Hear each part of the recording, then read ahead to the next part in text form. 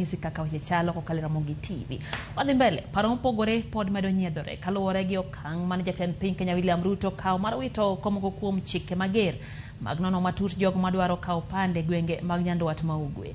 E kaunti ya Mombasa, duol mar jodolo mag Jo-Islam SUPKEM nosiro jatend piny kuom kawo okang' ma kamano ka gilero ni chenro mag nono matut ne ji madwaro pande e gwenge go semono thoth jopiny kawo pande giseomo kuom josiasa manowuok tung' mosuo gi jatend piny e wach makamano.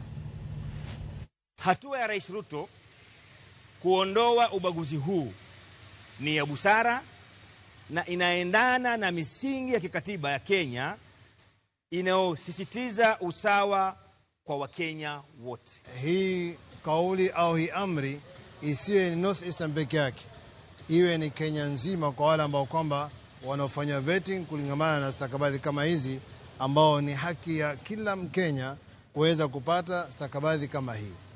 Kwa hivyo, kwa sema ndugu yangu, wale wa siasa wasitumie kinyume na kuweza kuatia maneno wa Kenya, maneno ya chuki, kuweza kuchukiana sisi kwa sisi. Ikiharibika Kenya, itakuwa ni sote tumeharibikiwa, na ikitengea Kenya ni sote na kwamba